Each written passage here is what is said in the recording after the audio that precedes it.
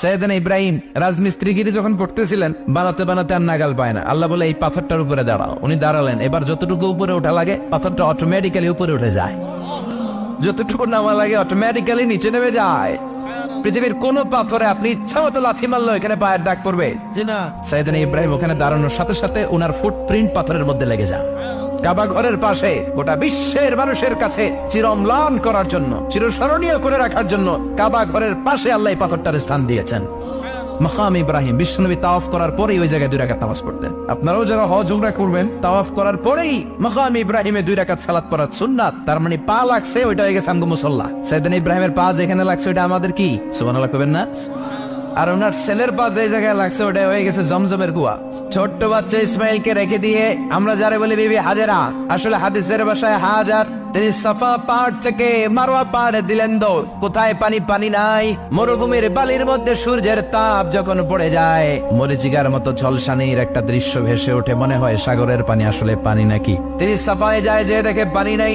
মারওয়াতে যায়, যে দেখে পানি নাই। পানির সন্ধানে হাজার আলাইহিস সালাম 7 বার 2 পাহাড়ের মাঝখানে দৌড়াদৌড়ি করলেন। ওই পাহাড়ের মাঝখানে এই মহিলার পায়ের ছাপ লেগে গেল।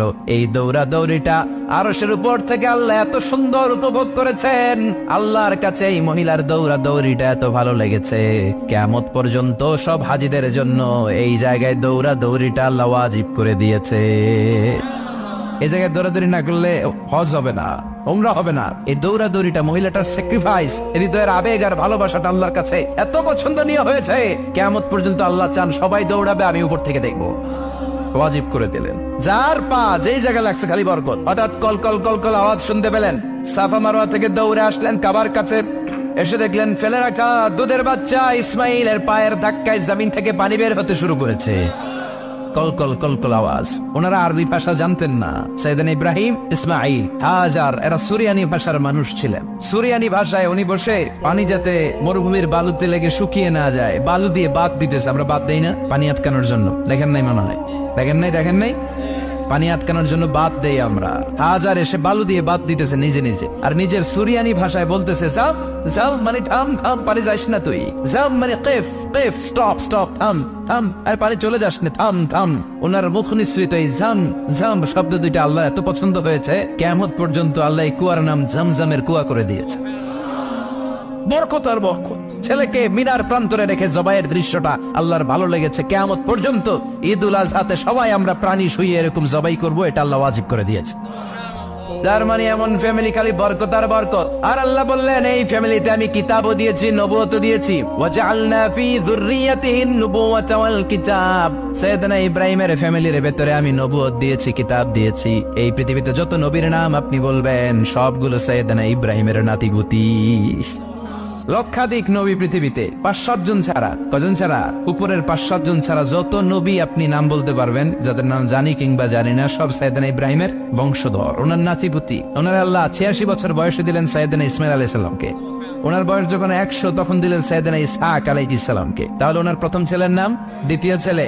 আওয়াজ করে বলেন, প্রথমটা, দ্বিতীয়টা ইসহাক। দুর্ভাগ্যজনক হলেও সত্য, ইসমাইলের চেনে কোন নবী আল্লাহ দেন নাই, কোন নবী নাই। সব নবী এই চেনে হাজার হাজার লক্ষাধিক নবী খালি ইসহাকের বংশে নামে। এই বংশে কোন নবী নাই। আর এই বংশের নবীরা প্রজন্মের পর প্রজন্ম একে অপরকে বলে যায়, সব শেষে কিন্তু একজন নবী আসবে, এটা হবে শ্রেষ্ঠ নবী, বিশ্ব নবী, ঠিক কিনা?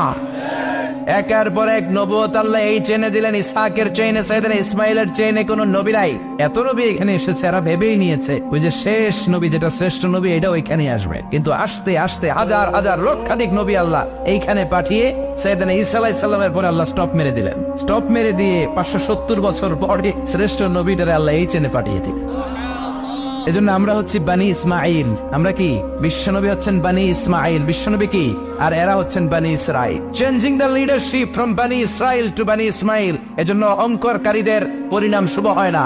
এরা নবী পেতে পেতে এই প্রজন্ম অহংকারী হয়ে উঠেছিল আর গালি দিচ্ছিল এই চেইনটা আটকুরা চেইন, নবী আসার দিক থেকে এই চেইনে কোনো নবী নাই, সব নবী এই চেইনে আমরা পাই, আর শ্রেষ্ঠ যে নবীটা আসবে সেটাও এই চেইনে আসবে। আল্লাহ কয় না, আমি খেলা উল্টায় দিব, সব নবী এখানে পাঠালেও শেষ নবী আমি এখানে পাঠাবো না। শেষ নবী আল্লাহ তাআলা সাইয়েদনা ইসমাইলের চেইনে পাঠিয়ে দিয়েছেন। চিৎকার করে পড়েন আল্লাহু আকবার। এজন্য সাইয়েদনা ইব্রাহিমের জীবনী থেকে কি কি শিক্ষা গুনতে শুরু করেন। নাম্বার 1, আল জিহাদু দিদ্দা শিরক। ওনার জীবন থেকে প্রথম শিক্ষা হচ্ছে শিরকের বিরুদ্ধে জিহাদ। মুমিনের জীবনে জিহাদ চলবে কিসের বিরুদ্ধে? উনি মূর্তির সাথে আপোষ করে নাই, গাছের সাথে আপোষ করে নাই, মাছের সাথে আপোষ করে নাই, ধ্রুবতারা চাঁদ সূর্যের সাথে আপোষ করে নাই। উনি এক আল্লাহকে খুঁজে পেয়েছে। চিল্লায় বলেন ঠিক কিনা? আল্লাহ সব গুনাহ ক্ষমা করে, শিরকের গুনাহ ক্ষমা করে।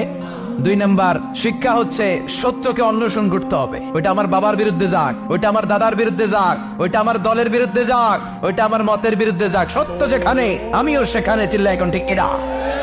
এটা হচ্ছে সাইয়েদনা ইব্রাহিম আলাইহিস সালামের ঈমানের স্পিরিট। শিরকের বিরুদ্ধে মুমিন জিহাদ করবে। সত্য যেখানে আছে মুমিন তালাশ করে সেটাকে ছিনিয়ে আনবে।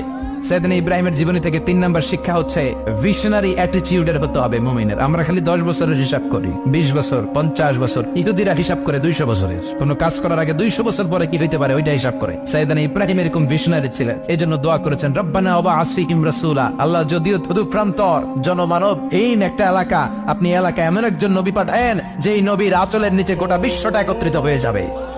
কবুল করলেন কে? কি ভিশন দেখছেন, কি ভিশনারি অ্যাটিটিউড। তিনি তখন থেকেই বিশ্বনবীকে দেখতে পেয়েছিলেন। এজন্য ভিশনারি অ্যাটিটিউডের হন, স্বপ্নবাজ হন। স্বপ্ন সেটা না যেটা মানুষ ঘুমিয়ে ঘুমিয়ে দেখে, স্বপ্ন সেটা যেটা অর্জনের আকাঙ্ক্ষা মানুষকে ঘুমাতে দেয় না। এটা ছিলেন সাইয়েদনা ইব্রাহিম, ভিশনারি অ্যাটিটিউডের ছিলেন। 4 নাম্বার শিক্ষা, যোগ্য প্রজন্ম তৈরি করে যাওয়া। উনি কি প্রজন্ম তৈরি করছে দেখেন। প্রথম ছেলে ইসমাইল, দ্বিতীয় ছেলে ইসহাক। ইসহাকের চ্যানেলে বনি ইসরাইলের সব নবীরা আসলো, আর এই চ্যানেলে বিশ্ব নবী আসলো। তার মানে বাপকা বেটা সিপাহিকা গোড়া। প্রজন্ম তৈরির দরকার আছে না নাই? শিরকের বিরুদ্ধে লড়াইয়ের দরকার আছে না নাই? আর নবীদেরকে মডেল হিসেবে মানার দরকার আছে না নাই? আমাদের মডেল কি কবিরা না নবীরা? নায়করা না নবীরা? নেতা নেত্রীরা না নবীরা? আমরা যেন নবীদেরকে মডেল হিসেবে মেনে জান্নাতে উপযুক্ত হতে পারে। আল্লাহ তুমি তৌফিক দান করো।